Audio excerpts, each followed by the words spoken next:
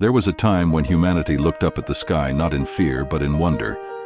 We asked questions not to divide ourselves but to understand our place in something greater. From that wonder, religion was born, not as a weapon, but as a guide. It was meant to illuminate the path toward what is right, to teach us how to live with one another, to cultivate compassion, humility, and understanding. It was never meant to turn us against each other. At its core, religion should be a teacher of understanding.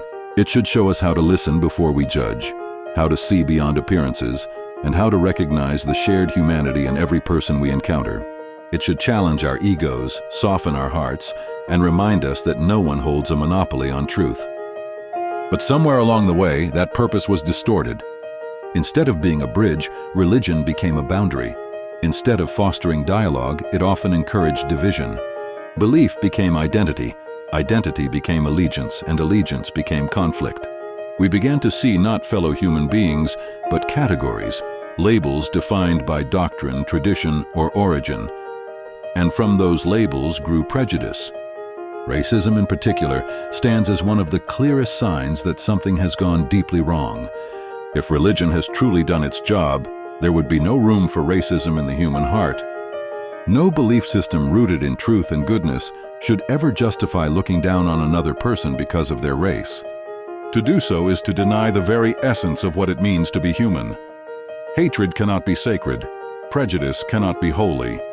Any teaching that leads us to devalue another life is not a reflection of higher truth, but a distortion of it. Understanding, on the other hand, dissolves the illusion of separation. When we truly understand, we do not see enemies. We see reflections. We see that the struggles, hopes, and fears of others are not so different from our own. This is the kind of awareness religion was meant to nurture, but the reality we face today tells a different story. Across the world, conflicts fueled by religious differences persist. Communities remain divided, not because they lack intelligence or capability, but because they have inherited narratives that place separation above unity.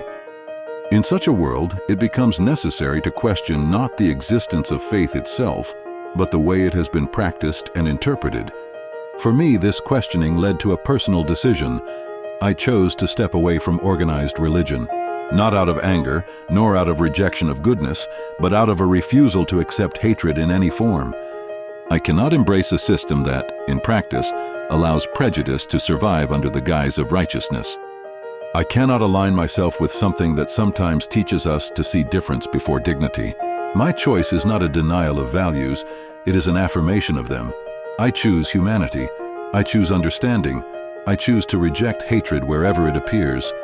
And yet, even in this departure, there remains a quiet sense that something greater exists, a presence not confined to any institution or doctrine, a creator that does not belong to one group, one belief, or one interpretation. A creator that does not divide, but simply is. This belief does not come from teachings or texts, but from a deeper awareness, a recognition that existence itself carries a kind of order, a kind of meaning that transcends human boundaries. Perhaps the problem was never belief in a higher power, but the human tendency to claim ownership over it, to define it in ways that exclude rather than include, to use it as a justification for separation rather than a reminder of unity. If there is a creator, then it is not one that measures us by our labels, but by our actions, by how we treat one another, by the kindness we show, by the understanding we are willing to offer. In the end, the question is not which religion is right or which belief system holds the ultimate truth.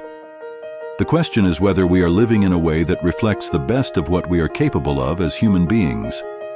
Are we building bridges or walls? Are we choosing understanding or clinging to prejudice?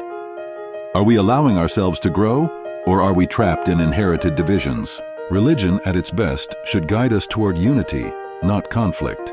It should teach us to rise above hatred, not justify it. And if it fails to do so, then it is not the rejection of religion that is the problem, but the failure to uphold its true purpose. A world without hatred, without racism, without prejudice, this is not an impossible dream. It is a responsibility. And it begins with a simple, powerful choice: to see each other, not as different, but as human.